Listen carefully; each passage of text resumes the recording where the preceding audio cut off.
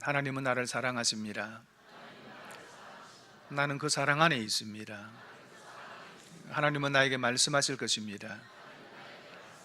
그 말씀에 능력이 있습니다. 복음은 능력입니다. 복음은 나를 변화시킵니다. 복음은 나를 성숙하게 합니다. 나의 마음을 하나님께 열겠습니다. 손을 내리시고 한번 따라할까요?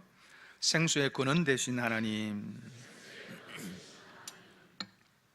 수년 전 TV 공익 광고 가운데 이런 광고 카피가 있었습니다. 살이 부족하다면 밀로 대신할 수 있습니다. 화력이 부족하다면 풍력이 대신할 수 있습니다. 차에 기름이 부족하면 전기로 대신할 수 있습니다. 물이 부족하다면 물을 대신할 수 있는 것은 물밖에 없습니다. 물의 중요성을 알리는 광고였습니다. 옛날에는 누가 무시하면 이렇게 이야기해줘. 네가 나를 물로 보나 물로 보나 그랬습니다. 물을 좀 하찮게 생각했죠. 풍부하니까. 하지만 요즘은 그렇지 않습니다. 정말 물이 귀한 시대가 되었습니다. 인류의 장래를 연구하는 미래학자들이 이야기하기를 앞으로 인류가 당면한 가장 큰 문제 가운데 하나가 물 부족 문제일 것이다 라고 이야기를 이전부터 했었습니다. 이미 그것이 현실이 되어가고 있지요. 물은 인간 생명을 유지하는데 가장 필수적인 액체일 뿐만 아니라 모든 지구상의 생물들이 존재하고 번성하는 그름이 물입니다. 물이 없이는 생존할 수 없죠. 그런데 이스라엘은 물이 매우 부족한 나라입니다. 그래서 성경은 하나님의 은혜와 또 축복을 물 그리고 비에 비유해서 많이 설명하고 있습니다. 신명기 11장 4절 말씀해 보니까 여호와께서 너희 땅에 이른 비와 늦은 비를 적당한 때에 내리시리니 너희가 곡식과 포도주와 기름을 얻을 것이요, 그렇게 말씀을 합니다. 이른 비는 10월경에 내리는 우기가 접어들면서 내리는 처음 내리는 비를 이른 비 그렇게 부릅니다. 이 이른 비가 내려야지 건기 동안에 메말랐던 땅이 적셔지고 경작이 가능하고 씨를 뿌릴 수 있습니다. 그리고 늦은 비라고 하는 것은 4월 초 우기의 끝에 내리는 비로서 그 비를 내려야지 자란 곡식에 알이 차기 시작을 합니다. 여호와께서 너희 땅에 이른 비, 늦은 비를 적당한 때에 내리시리니 그렇게 말씀을 합니다. 자연 현상이지만은 하나님께서 그것을 붙들고 계시다는 겁니다. 궁극적으로 하나님의 은혜가 있어야 한다는 거죠. 오늘 말씀은 이스라엘 백성들의 죄가 무엇인지를 지적하고 있는 내용입니다. 이스라엘 백성들은 하나님의 백성입니다. 오늘날로 말하면 예수 믿는 사람들이지요. 하나님의 자녀들입니다. 그들에게 두 가지 죄가 있었다, 오늘 그렇게 말씀을 합니다. 13절 한번 읽어볼까요? 읽겠습니다. 내 백성이 두 가지 악을 행하였나니 곧 그들이 생수에 권은되는 나를 버린 것과 스스로 웅덩이를 판 것인데 그것은 물을 가두지 못할 터진 웅덩이들이니라, 그렇게 말씀을 합니다. 하나님은 생수의 권능 되십니다. 이게 생수의 권능이라는 것은 끊임없이 시원한 물, 살아있는 물이 솟아나는 샘을 가리킵니다. 다시 말하면 인생의 목마름을 해갈려주는 원천이라는 거죠. 여러분, 이 땅을 사는 모든 사람들은 무엇인가에 목말라 있습니다. 늘 갈증을 느끼면서 그 갈증을 해소하기 위해서 이곳저곳을 기웃거리고 있습니다. 척 메카시라고 하는 미국의 헐리우드의 단역 배우가 있었습니다. 26년 일거리가 없어서 용돈을 벌기 위해서 독특한 일을 시작을 했습니다. 반려견을 산책시켜주는 아마 그런 사업이 우리나라에 있습니까? 그 사업을 보면서 그 사업을 본따서 사람을 산책시켜주는 일을 구안해내었습니다.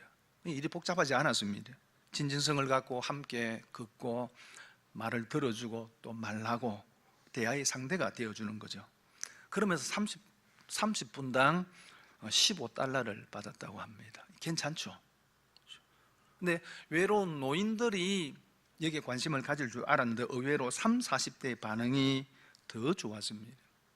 페이스북에 광고를 내었는데 뉴욕에서 아들의 등굣길에 같이 걸어다 달라고 하는 아버지의 요청도 있었고, 멀리는 영국에서도 서비스를 요청한 사람까지 다양한 사람들이 신청을 했습니다. 그래서 불과 2년 만에 이 메카시는 직원 35명을 거느리는 경영자가 되었다는 거죠.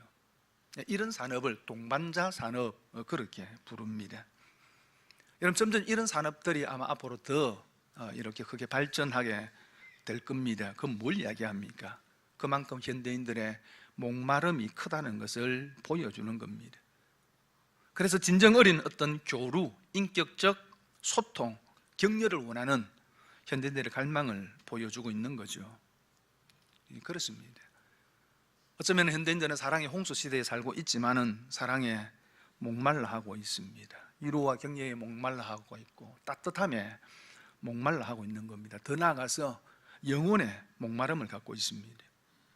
그런데 하나님은 이런 영혼의 목마름, 인생의 목마름을 해결할 수 있는 생수의 권능이 되십니다. 그런데 이스라엘 백성들이 그 생수의 권능 대신 하나님을 버려버렸습니다. 그리고 이들이 가지고 있는 또 한 가지 죄는 스스로 웅덩이를 판 것인데, 그 웅덩이는 물을 가두지 못하는 그런 웅덩이였습니다. 여러분, 이스라엘은 물이 부족하기 때문에 우기에 비가 올 때에 그 빗물을 받아 저장해두는 시스템이라고 하는 물 웅덩이를 말마다 가지고 있었습니다.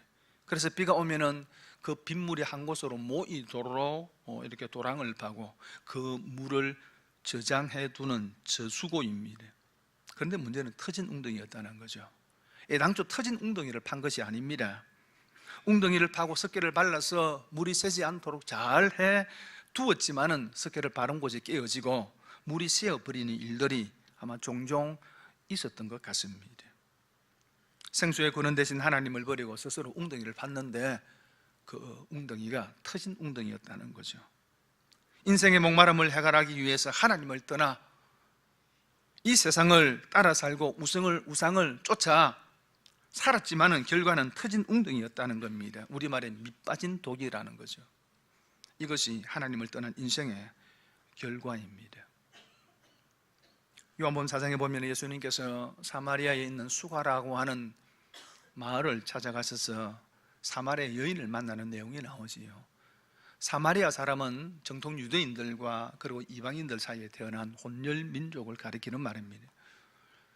여러분, 그래서 유대인들은 이 사마리아인들을 무시하고 천대했을 뿐만 아니라 그들이 사는 땅을 밟지도 않았습니다. 그런데 예수님께서는 친히 그 땅을 밟으시고 우물가에서 이 여인을 만나 주셨습니다. 이 여인이 우물에 물을 구하러 왔지만은 사실 이 여인에게 필요한 것은 마실 물이 아니라 영혼의 허기, 마음의 허전함을 달래줄 생명수였습니다. 우물에 물을 기르러 왔지만은 실제로 구하고 있는 것은 영혼의 생명수였습니다. 그래서 예수님께서 이 여인에게 이렇게 이야기합니다. 이 우물의 물을 마시는 사람은 다시 목마르게 될 것이다. 그러나 내가 주는 물을 마시는 자는 영원히 목마르지 않을 것이다 라고 말씀을 하십니다. 그러자 여인이 이렇게 대답을 합니다. 주여, 그런 물을 내게 주사 목마르지 않고 또 여기 물 기르러 오지 않게 하옵소서. 그렇게 대답을 말합니다. 사실 이것이 이 여인의 현실이지요. 목마름을 해결해 줄 수 있는 시원한 물도 필요했겠지만, 그러나 더 필요한 것은 영혼의 갈증을 해결해 줄 수 있는 생수였습니다. 그런데 예수님께서 조금 다른 얘기를 하십니다. 네 남편을 불러오라, 그렇게 이야기를 하죠. 왜 이런 질문을, 이런 전혀 다른 엉뚱한 이런 요구를 하시는 겁니까? 이 여인이 안고 있는 문제가 무엇인지를 예수님께서 드러내려 하신 겁니다. 그래서 이 여인이 이렇게 대답을 하죠. 요한복음 4장 10절과 18절 말씀 함께 읽어보겠습니다. 여자가 대답하여 이르되 나는 남편이 없나이다. 예수께서 이르시되 네가 남편이 없다 하는 말이 옳도다.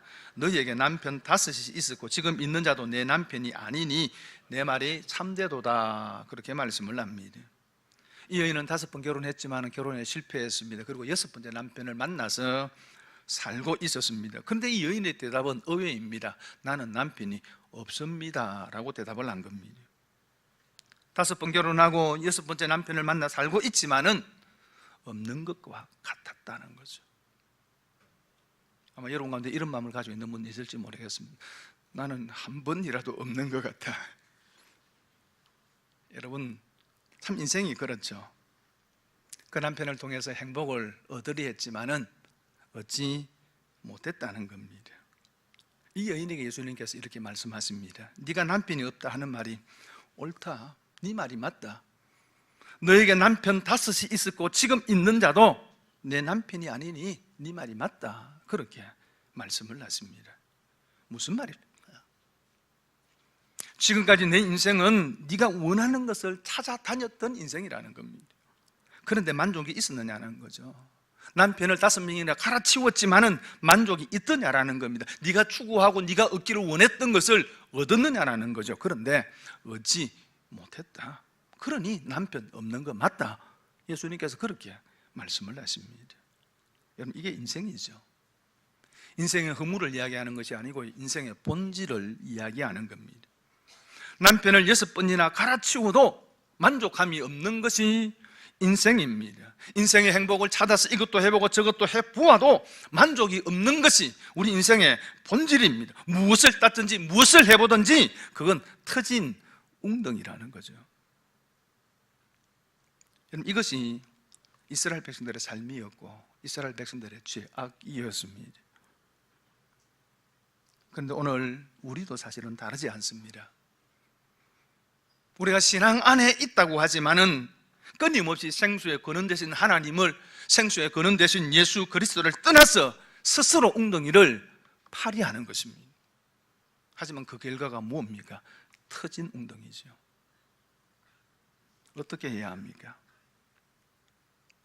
첫 번째 한번 따라할까요? 하나님께로 돌아가야 한다. 누가복음 15장에 예수님께서 탕자의 비유를 말씀을 하셨습니다. 한 부자가 2 아들이 있었는데 둘째 아들이 어느 날 아버지에게 와서 이런 요청을 합니다. 아버지가 돌아가시면 어차피 그 재산은 내가 유산으로 물려받을 건데 미리 주이소. 그렇게 이야기를 합니다. 여러분, 그리고는 그 재산을 가지고 먼 도시로 가서 허랑방탕한 생활을 통해서 낭비하고 허비하게 되지요. 우리는 이 아들을 일컬어 방탕한 아들, 탕자, 그렇게 부릅니다. 여러분, 이 아들의 문제가 무엇이었습니까? 아버지의 재산을 장기들과 함께 낭비해버린 것입니까? 아닙니다. 문제는 아버지를 떠난 것입니다. 아버지 아닌 다른 것으로 인생의 즐거움과 목마름을 해갈하려 한 것입니다. 그의 방탕한 생활은 아버지를 떠난 결과입니다. 그러므로 방탕한 아들의 회복은 그의 방탕한 삶을 청산하는 것에 있지 않습니다. 아버지께로 돌아오는 것입니다. 여러분이 방탕한 아들이 흉년을 만나서 먹을 것이 없어서 돼지같이는 그런 음식을 먹고 살려 했지만 그것도 쉽지 않았습니다. 그래서 아버지의 집을 생각하죠. 아버지 집에는 품꾼들조차도 풍성한 풍족한 생활을 하는데 라면서 내가 아버지에게로 돌아가서 아버지의 이름으로 아버지의 아들이라 일컬음을 내가 감당하지 못하겠나이다. 나를 품꾼의 하나로 보소서. 내가 그렇게 얘기해야지 하면서 아버지 집으로 돌아갑니다. 여러분, 이 아들이 한 것은 한 가지밖에 없습니다. 아버지 집으로 돌아가는 겁니다. 생수의 근원인 아버지의 집으로 돌아가기를 결심하고 돌아간 것밖에 없습니다. 우리가 할 수 있는 것도 마찬가지입니다. 무엇을 해서 탕진한 재산을 갚아서 아버지의 관계가 회복되는 것이 아닙니다. 돌아가면 되는 거예요. 그런데 놀라운 것은 아버지는 이 아들을 기다리고 있었습니다. 이 아들이 나간 후부터 매일 아버지는 동네 입구로 나가서 아들이 돌아오기를 기다리고 있었습니다. 아들이 돌아온 날도 마찬가지였습니다. 아직 거리가 먼데 아버지가 아들을 알아보았습니다. 아마 아들의 모습은 아버지 집을 떠날 때 모습과는 전혀 다른 모습이었을 것입니다. 아버지 집에 떠날 때는 아버지의 재산을 가지고 화려한 옷을 입고 멋지게 떠났을 것입니다. 그러나 돌아올 때에는 거지 행색이었습니다. 말사람 어느 누구도 그가 누구인지 알아보지 못했을 것입니다. 그러나 아버지는 알아보았습니다. 거리가 멀었지만은 아들의 걸음걸이에서 아들만이 가지고 있는 작은 행동에서 아들을 부었습니다. 그리고 달려가서 안아주고 제일 좋은 옷을 입혀주고 손에 가락지를 끼워주고 새 신을 신겨줍니다. 그리고 그것으로도 부족했는지 살찐 송아지를 잡아서 잔치를 열어 마을 사람들을 초대해서 함께 기뻐하고 즐거워합니다.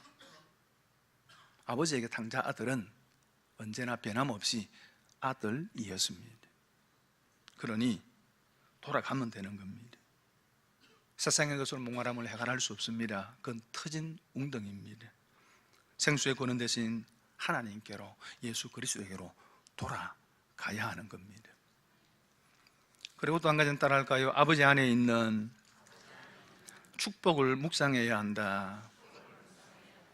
그런데 탕자는 아버지 집을 떠난 아들만이 아니었습니다. 집 안에 탕자가 있었습니다. 누구입니까? 큰아들입니다. 이 큰아들은 아버지 재산을 탐하지도 않았습니다. 아버지를 떠나지도 않았습니다. 둘째 아들이 아버지를 떠난 후부터 어쩌면 그 둘째 아들의 몫까지도 변함없이 잘 감당했을 것입니다. 오늘날로 이야기하면 교회를 떠나지도 않았고 열심히 봉사하고 충성했다는 겁니다. 그런데 왜 이 아들이 탕자입니까? 동생이 돌아온 날에도 이 아들은 밭에서 열심히 일을 하고 저녁이 되어 집으로 돌아옵니다. 그런데 집 가까이 돌아오는데 집에서 풍악 소리가 들리고 춤추는 소리가 들렸습니다. 무슨 일인지 종을 불러서 알아보았습니다. 그러니까 종이 이야기합니다. 당신의 동생이 돌아왔고 아버지가 너무 기뻤어요. 동네 사람을 불러서 잔치하고 있다. 이 큰아들의 반응이 어떻습니까? 15절, 누가 보면 15장 8절 보니까 그가 노하여 들어가고자 하지 아니하거늘 아버지가 나와서 군한데 그렇게 말씀을 합니다. 분노했습니다. 그리고 아버지에게 이렇게 항의합니다. 누가 보면 15장 29절과 31절에 아버지께 대답하여 가로되 내가 여러 해 아버지를 섬겨 명을 어김이 없거늘 내게는 염소 새끼라도 주어 나와 내 벗으로 즐기게 하신 일이 없더니 아버지의 살림을 창기와 함께 먹어버린 이 아들이 돌아오매 이를 위하여 살찐 송아지를 잡으셨나이다. 두 가지를 항의합니다. 첫째는 나는 지금까지 아버지의 명을 어긴 적이 없습니다. 나는 아버지를 떠나지 않았습니다. 늘 아버지 곁에서 아버지와 함께 일하고 아버지를 섬겼습니다. 나는 열심히 했고 잘했고 나는 모자람이 없었다는 거죠. 그리고 또 하나는 그런데 그런 나를 위해서는 염소 새끼 한 마리 잡아서 내 친구들과 함께 잔치하게 해준 일이 있느냐라는 겁니다. 없다는 거죠. 다시 말하면 왜 나의 수고에 대해서 정당하게 대우해 주지 않느냐라는 겁니다. 여러분 이 아들의 항의를 어떻게 생각합니까? 부당한 항의입니까? 정당한 항의입니까? 잘 모르겠습니까? 판단을 유보하시겠습니까? 어쩌면 정당한 항의 아닙니까? 그런데 왜 이 아들이 탕자입니까? 여러분 이 아들이 동생에 대해서 이렇게 이야기를 합니다. 이 아들이 돌아오매 그렇게 이야기합니다. 무슨 얘기예요? 이 큰아들에게 동생은 더 이상 동생이 아니었다 그 말입니다. 이 아들 아버지 아들이지 내 동생이 아니었다는 거죠. 여러분 큰아들은 아버지와 동생에 대해서 원망과 불평이 가득했습니다. 그래서 그 원망과 불평을 아버지에게 지금 쏟아내는 거예요. 근데 아버지가 뭐라고 대답을 합니까? 누가복음 15장 31절에 아버지가 이르되 예 너는 항상 나와 함께 있으니 내 것이 다 네 것이로되 그렇게 이야기합니다. 아버지의 대답은 단순했습니다. 너는 나와 늘 함께 있지 않느냐라는 거예요.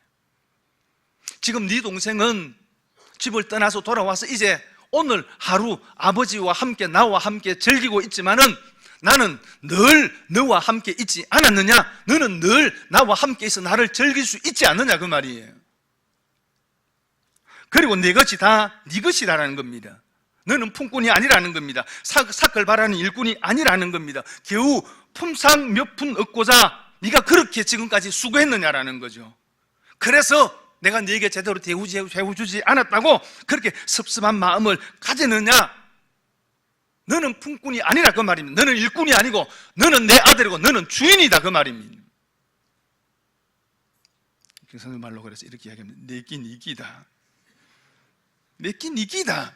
그렇죠? 그런데 왜 원망하고 불평하느냐라는 거죠. 왜 이 사실을 네가 깊이 생각하지 않느냐는 거, 왜 이 사실을 네가 누리지 못하느냐라는 거죠. 여러분, 우리는 누구입니까? 성도는 누구입니까? 하나님의 자녀이고 하나님 나라의 상속자들입니다. 그런데 오늘 우리가 큰 아들처럼 되기가 참 쉽습니다.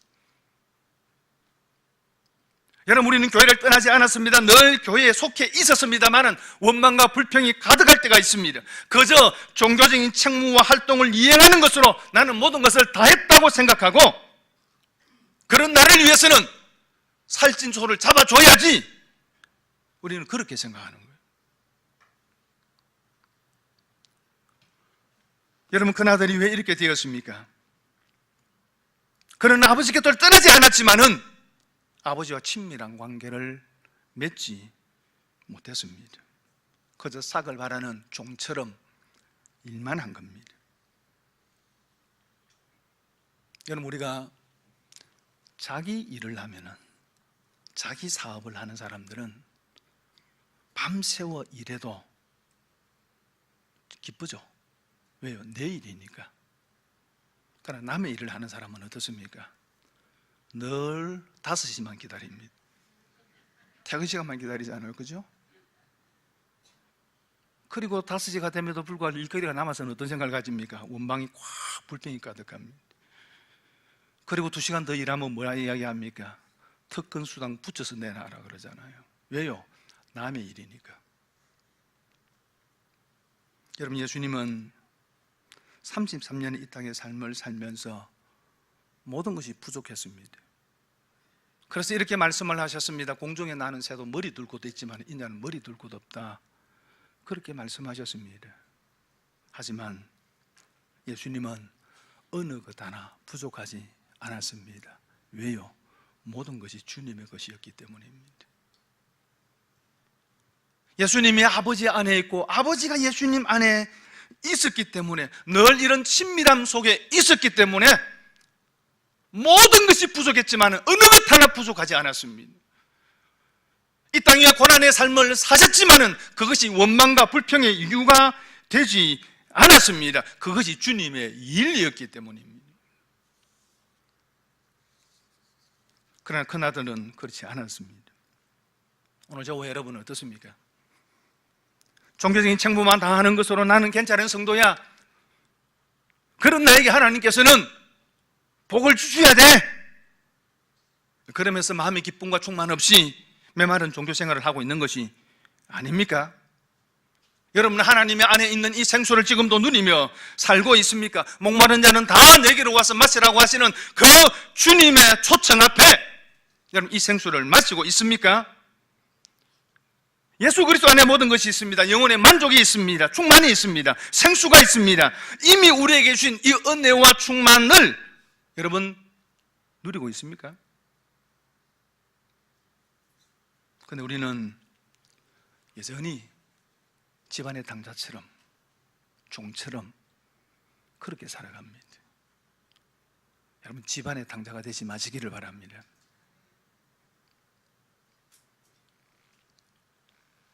다음 주일날 전도 축제를 갔습니다. 아마 이 광고를 하는 순간부터 여러분의 마음에 무거운 짐을 지고 부담을 느끼시는 분들이 상당히 많을 겁니다. 또 어떤 분들은 아마 이렇게 생각하시는 분들도 있을 거예요. 말라고 이런 거 하노? 뭐 열매도 별로 없던데, 뭐 그날만 억수로 오지 다음날 되면 아무도 안 오던데 이거 꼭 해야 되나? 아마 이런 생각도 하시는 분이 분명히 있습니다. 네, 벌써 찔리는 받는 분들이 여러 분 계십니다. 왜 합니까? 몇 가지 이유가 있습니다.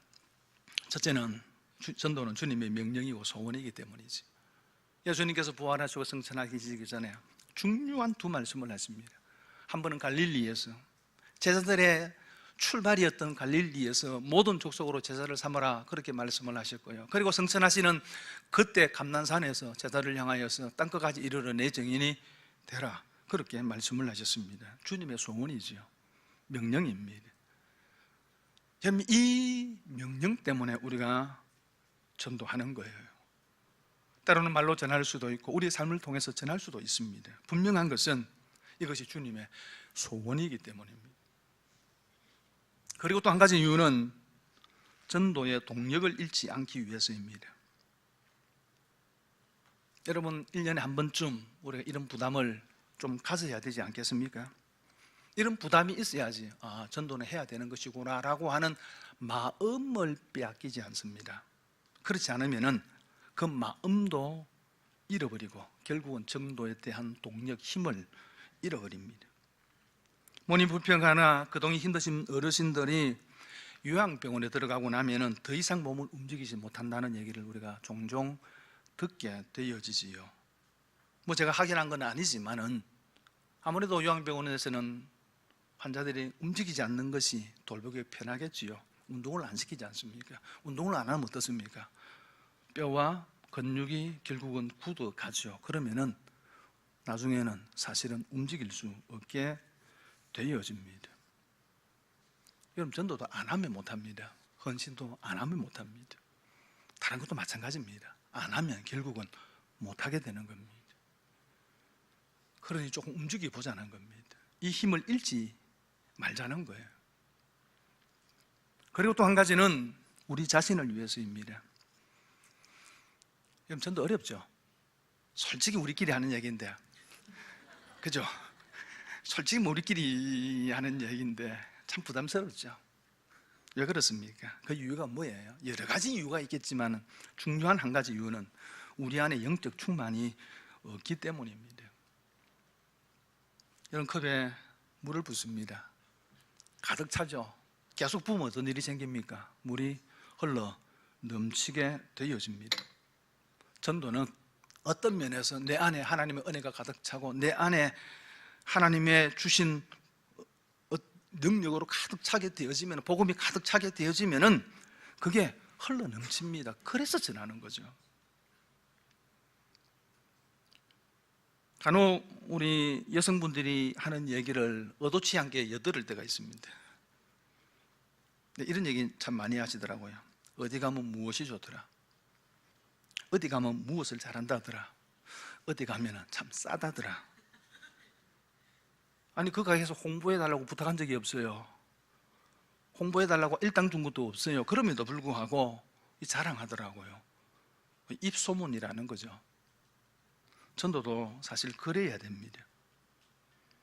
우리가 전도주의를 앞두고 믿지 않는 자들에게 전하는 것도 참 중요합니다만은, 그들을 교회로 인도하는 것도 중요합니다만은, 하지만 그 전에 내 안에 무엇이 있는지, 내 안에 내가 전하고자 하는 그 복음이 가득 차 있는지, 내 안에 기쁨과 은혜가 충만한지를 살펴보아야 합니다. 사실 오늘 이 말씀을 다음 주일 전도주일인데 한 주일 전에 말씀을 드려서 죄송합니다. 조금 더 일찍 말씀을 드려야 했겠지만은, 여러분, 그래서 우리가 이런 기회에 내가 전하려고 하는 그것이 내 안에 살아 꿈틀거리고 있는지를 점검해 보는 시간입니다. 내 안에 하나님 주신 생수가 흘러 넘치는지 점검해 보아야 되고, 그래서 메말라 있다면 충전해야 되고 채워야 되는 겁니다. 그래서 기도하고 그 말씀의 자리에 나아오고 채우는 시간으로 삼기 위해서입니다. 여러분, 그래서 여러분 안에 이 은혜와 이 복음이 흘러 넘쳐서 여러분 그것을 다른 사람에게, 이웃에게 흘러 보낼 수 있는 저와 여러분이 되었으면 좋겠습니다. 여러분, 이번 한 주간 남았습니다만은 이번 한 주간 기도하십시다. 다음 주일 한 사람도 못 데려와도 좋습니다. 물론 이 말은 안 해야 되는데, 이 말을 하면 안 되는데, 자, 그럼에도 불구하고 의도를 잘 아시기를 바랍니다. 가능하면 데려오시고 혹 그렇지 못한다 할지라도 여러분 자신을 살펴보십시다. 우리 자신을 살펴보십시다. 내 안에 이 컵에 물이 가득한 것처럼 내 안에 가득한지, 그래서 비어 있으면 좀 채우십시다. 새벽에 와서 기도하시고요, 낮에 오셔서도 기도하시고 저녁에 오셔서도 기도하시고 좀 채우시기를 바랍니다. 여러분이 집을 떠난, 아버지 집을 떠난 탕자라면 돌아오시고, 집안에 있는 탕자라면 그저 종교적인 책무를 다하는 것으로 만족하는 것이 아니라 그 하나님과 친밀한 관계 속에서 하나님께서 내게 주신 이 은혜를 좀 누리며 사십시다. 그래서 그것이 여러분을 통해서 흘러갈 수 있도록 채우시기를 바랍니다. 여러분, 이번 한 주간 그런 시간 좀 되었으면 좋겠습니다. 이스라엘 백성들처럼 생수의 권위는 하나님을 버리고 스스로 웅덩이를 팠지만은 터져 웅덩이를 파는 그런 어리석은 길을 걷지 말고 생수의 근원 되신 예수 그리스도께 돌아오시고 예수 그리스도를 붙드시고 여기 예수께서 그리스도께서 주시는 그 생수가 흘러넘쳐서 그래서 이웃에게 흘러보내는 저와 여러분 될 수 있기를 바랍니다.